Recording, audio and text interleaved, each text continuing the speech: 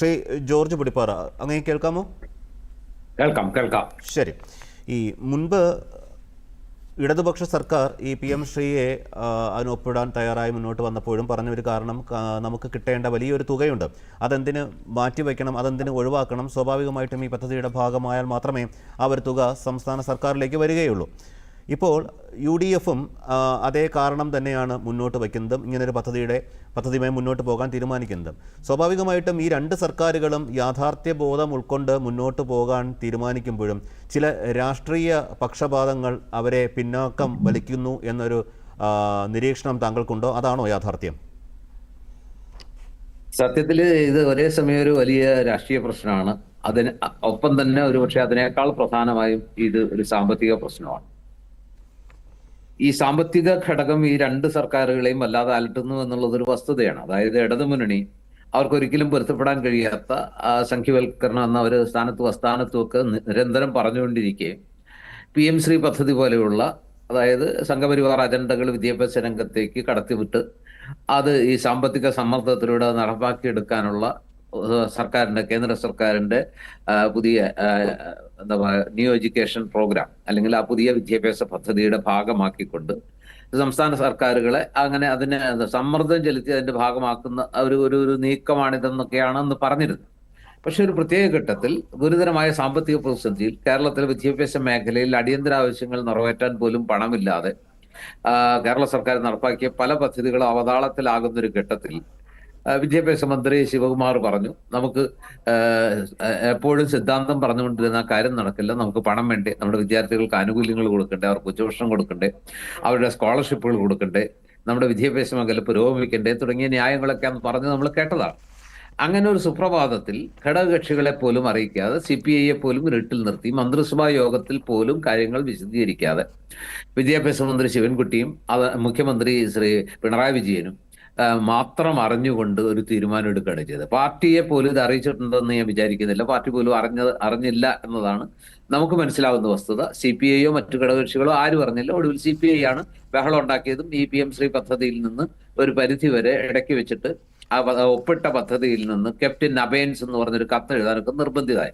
ഇവിടെ അടിസ്ഥാന പ്രശ്നം എന്താ? നേരത്തെ CPMന്റെ സഹയാത്രികൻ ശ്രീ രാധാകൃഷ്ണൻ പറഞ്ഞ കാര്യങ്ങളോട് അദ്ദേഹം പറയുന്നത് കേൾക്കുമ്പോൾ തോന്നും, അതായത് ഞങ്ങൾ ഇതിനകത്ത് ഒന്നും ചെയ്തിട്ടില്ല, ഞങ്ങൾ ഇപ്പോഴും ആ പഴയ നിലപാടിൽ 100% ഉറച്ചു നിൽക്കുന്നു, സംഘി വിരുദ്ധ അല്ലെങ്കിൽ BJP വിരുദ്ധ RSS വിരുദ്ധ നിലപാടിൽ ഒരു വെള്ളവും ചേർക്കാൻ ഞങ്ങൾ തയ്യാറായിട്ടില്ല, ഞങ്ങളെ അതിന് കിട്ടില്ല. പക്ഷെ സത്യത്തിൽ ഒരു വസ്തുത ശ്രീ രാധാകൃഷ്ണൻ അംഗീകരിച്ചേ പറ്റൂ. അതായത് ഈ PM ശ്രീയുടെ ധാരണാപത്രത്തിൽ ഒപ്പിട്ടത് UDF സർക്കാരല്ല. അത്രയെങ്കിലും ശ്രീ രാധാകൃഷ്ണൻ അംഗീകരിക്കുക. ആ ധാരണാപത്രത്തിൽ ഒപ്പിട്ടപ്പോൾ ആ ധാരണാപത്രത്തിലെ വ്യവസ്ഥകൾ പ്രകാരം എത്രയോ വട്ടം നമ്മൾ ചർച്ച ചെയ്തതാണ്. ധാരണാപത്രത്തിലെ വ്യവസ്ഥ പ്രകാരം ഒപ്പിട്ട പദ്ധതിയിൽ നിന്ന് ഏകപക്ഷീയമായ ഒരു സംസ്ഥാനത്തിന് പിന്മാറാൻ ഒക്കില്ല.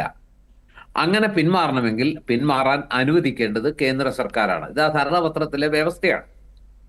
അതാണല്ലോ വസ്തുതയും. അതുകൊണ്ടാണ് നിങ്ങളോടൊപ്പം നിന്നിരുന്ന നിങ്ങളുടെ മന്ത്രിയുടെ അല്ലെങ്കിൽ പേഴ്സണൽ സ്റ്റാഫിലുണ്ടായിരുന്ന ഒരു സെക്രട്ടറി പോലും, ഒരു പ്രൈവറ്റ് സെക്രട്ടറി പോലും പിന്നീട് ഒരു ലേഖനം എഴുതി നമ്മൾ കണ്ടതാണ്. ഇതിൽ നിന്ന് അതിൽ LDFന് തെറ്റുപറ്റി, അതിൽ നിന്ന് ഏകപക്ഷീയമായിട്ട് സംസ്ഥാന സർക്കാരിന് പിന്മാറാൻ പറ്റില്ല എന്ന വസ്തുത അദ്ദേഹം തന്നെ പറഞ്ഞാണ്. UDFകാരല്ല എഴുതിയത്, അദ്ദേഹത്തിന്റെ പേര് ഞാൻ മറന്നുപോയി.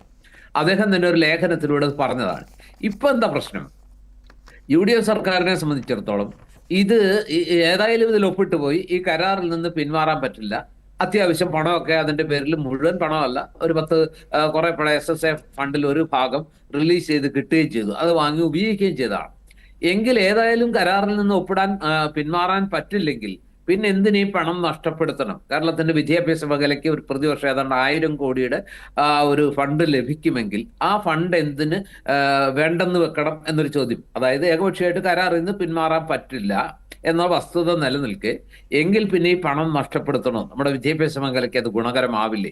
അതിന് UDF സർക്കാർ രണ്ട് കാര്യങ്ങൾ ചെയ്തു. ഒന്ന് പറഞ്ഞു, കരിക്കുലത്തിൽ ഒരു വിട്ടുവീഴ്ചയില്ല, ചരിത്രത്തിൽ വളച്ചൊടിക്കാൻ സമ്മതിക്കില്ല. അതായത് കേരളത്തിലെ സ്കൂളുകൾ ഏതൊക്കെ വേണമെന്ന് കേരളം തന്നെ തിരഞ്ഞെടുക്കും, കേരളത്തിലെ വിദ്യാർത്ഥികൾ എന്തൊക്കെ പഠിക്കണം എന്ന് സംസ്ഥാന സർക്കാർ അല്ലെങ്കിൽ സംസ്ഥാനം തീരുമാനിക്കും. ഈ രണ്ട് വ്യവസ്ഥകളിൽ വെള്ളം ചേർക്കാൻ ഞങ്ങൾ സമ്മതിക്കില്ല, അതിൽ വിട്ടുവീഴ്ചയില്ല.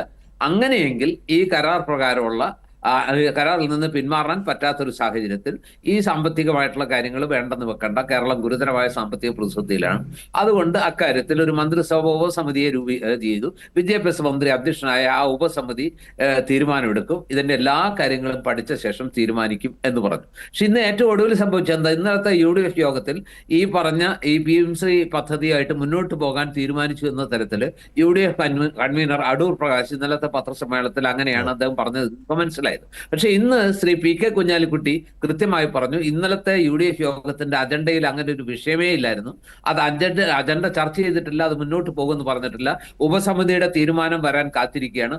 മാത്രമല്ല അതിന്റെ അഡീഷൻ ആയിട്ടാണ് ഇന്ന് പാർലമെന്റിൽ മുസ്ലിം ലീഗ് അംഗമായ ശ്രീ വഹാബ് ഒരു ചോദ്യം ചോദിച്ചു. ആ ചോദ്യത്തിന് ഉത്തരമായിട്ട് കേന്ദ്ര വിദ്യാഭ്യാസ മന്ത്രി ജയന്ത് ചൗധരി പറഞ്ഞ ഒരു കാര്യം ആണ് LDF ഉപയോഗിക്കുന്നത്. അതിനൊപ്പം പറഞ്ഞ മറ്റൊരു കാര്യം LDF മിണ്ടുന്നില്ല. എന്ന് വെച്ചാൽ ജയന്ത് ചൗധരി പറഞ്ഞത്, താങ്കളുടെ ശബ്ദം അത്ര വലിയ ക്ലാരിറ്റി ഇല്ല. താങ്കളിലേക്ക്